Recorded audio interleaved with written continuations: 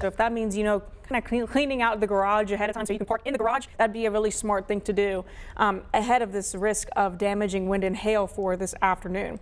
But for right now, at least in Greensboro, there really isn't much for us. It really is going to change heading into this afternoon. I expect us to see more chances for wind and rain and also that hail risk by around 4 to 5 o'clock, continuing all throughout the evening.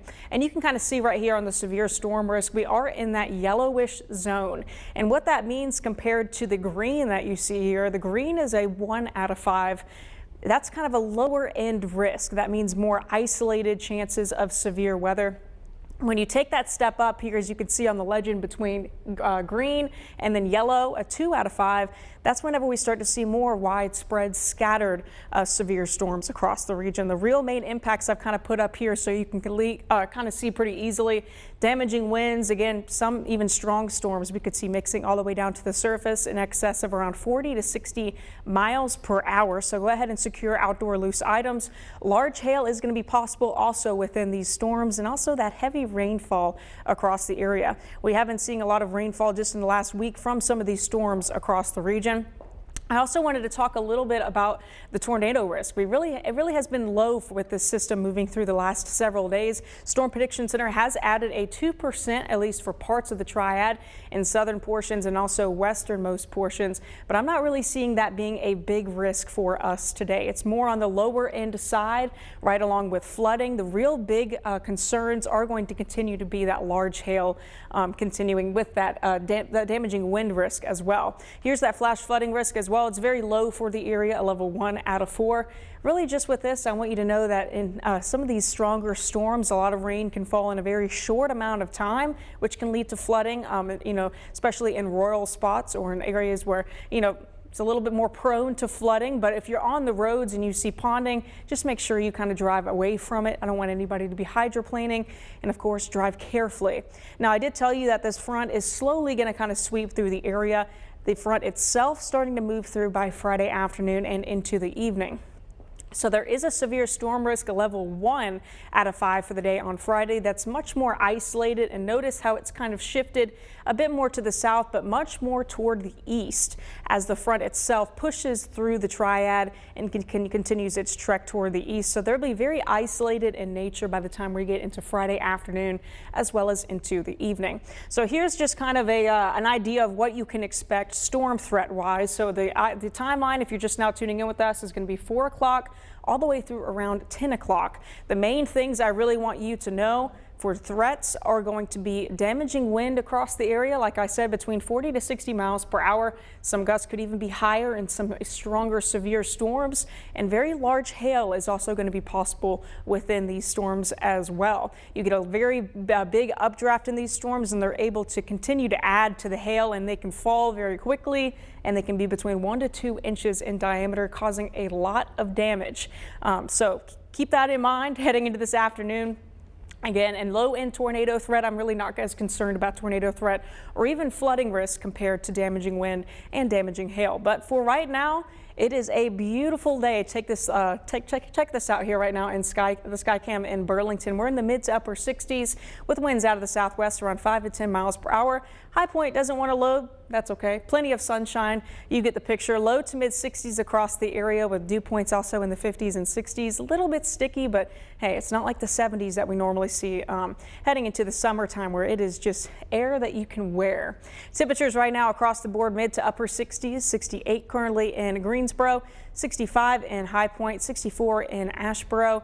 69, pretty nice and comfortable. This is kind of like the temperatures I say windows down type of weather, right? Super nice and comfy. 66 in Reedsville, 68 in Stoneville, and we are going to be warming up heading into this afternoon with dew points also rising a couple of more degrees as well. So look at this. Dew points right now mid to upper 50s, pretty nice and dry, but we're starting to make our way back into the 60s right here in Davidson, also there in Albemarle. Highest wind gusts so far today, haven't really seen much for right now, but we certainly could be seeing some high wind gusts heading into this afternoon and into this evening. We're seeing just a little bit behind me around Jefferson, around 16 miles per hour, especially in higher elevations. That is not much, but that is going to change by the time we start to see these storms move into the area. So yesterday we had a couple of isolated sprinkles in very southernmost counties across the area from this low pressure system. And as it continues to kind of wiggle its way toward our region, we are tracking this other front, this cold front kind of push into the area. That's what's going to kind of be igniting these isolated strong to severe thunderstorms across the area.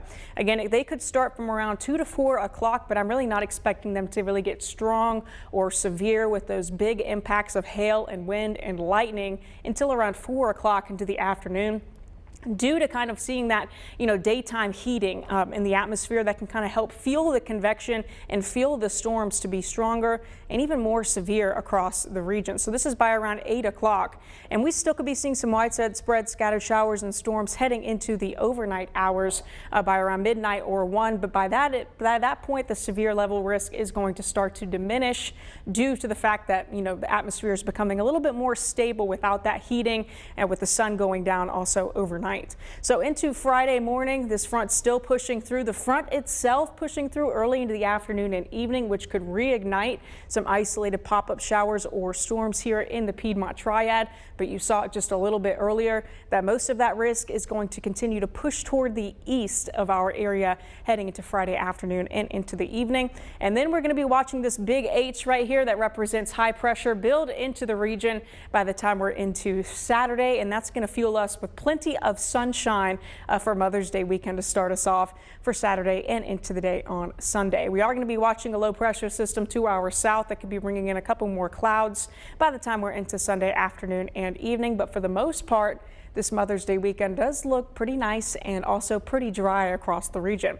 So a closer look at our futurecast for this afternoon.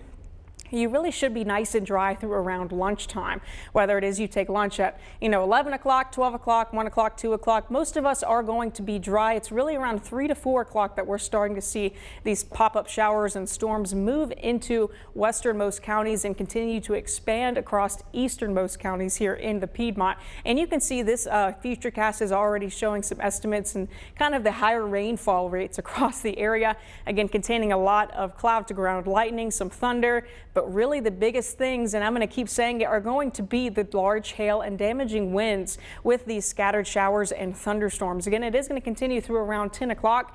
And by that point, that's when we start to see these cells fizzle out a little bit. I've been telling you that it is going to be getting more and more stable in the atmosphere as we go later into the evening without that heat to kind of give us that convection, that fuel that we need for these thunderstorms to keep forming.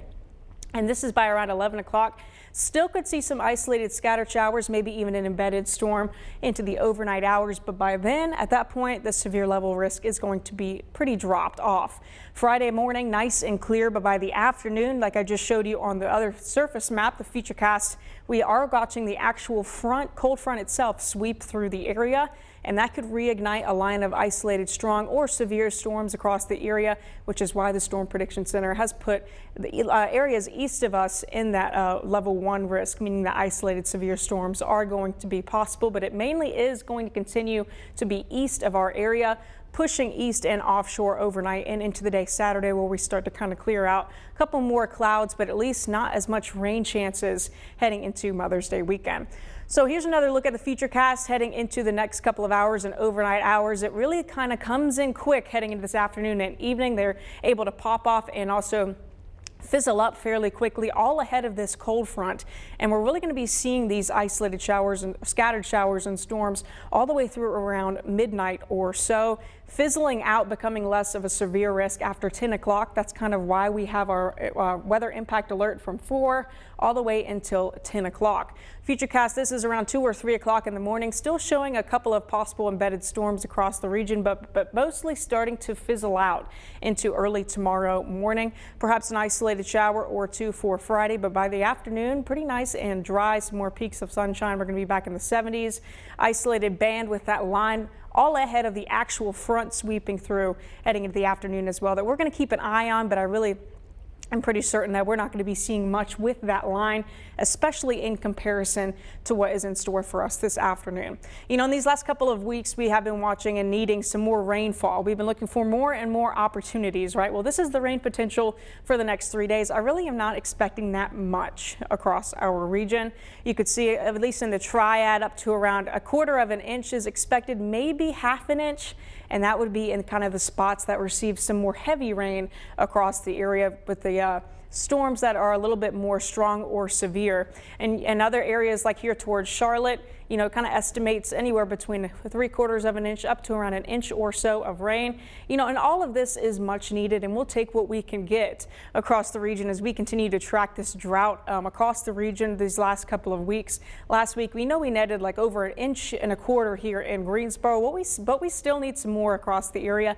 This is the latest drought map that was actually released just today. So this does take into account last week's rainfall, and we still are in the abnormally dry section.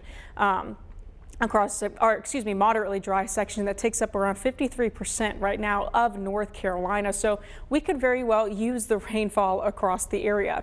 Another look at what you can expect throughout the day today. Again, next couple of hours, this is the time to get outdoors. This is all ahead of our weather impact alert that is going to start this afternoon and continue all the way through the evening at around 10 o'clock. So these next couple of hours when we're in the 60s and 70s, plenty of sunshine, pretty nice time to get outdoors. This is when you really want to have your weather or be weather aware, of course, and have your WFMY app ready to go with your location in case we are to issue any warnings across the area. Scattered shower and storm chance really starting to amp up by around 4 or 5 o'clock and continuing through around 10 o'clock heading into the evening. The good news is following this system, we do have some good news on the way for the weekend forecast. So for Saturday, partly cloudy. It's also going to be a little bit cooler, right at around 70 degrees. So a little bit cooler than average. Normally this time of year, we're sitting in the lower mid to upper 70s actually across the area, but lower 70s are going to actually be feeling pretty nice. As for Sunday, Mother's Day, whether you're taking her out to brunch or just going to see her, it doesn't matter. It's going to be a nice day. Maybe you just want to go on a walk. Lower 70s, isolated shower for mainly southernmost counties is going to be possible, but it's also just going to be super nice and comfortable heading into this upcoming weekend. Longer range outlook by the time we're into Friday and Saturday, mainly dry, but for Sunday, you know, this system I was talking about 2 hours south could bring us an isolated shower or two across the area. Now we are going to be seeing more widespread impacts of moisture kind of continuing to come in rounds by the time we're into early next week. So that is something that you should be prepared for heading into next week as well. And I'm going to take this graphic full so you can kind of get a better idea of what to expect here in your full 7-day forecast. So we do have this weather impact alert continuing from 4 o'clock all the way through around 10 o'clock into this evening. Heading into the upcoming weekend, nice and dry, at least to start, with more isolated shower chances for Sunday afternoon and into the evening. Widespread scattered showers are returning into next week. Before we start to dry out by the middle of next week, we're back in the upper 70s and lower 80s.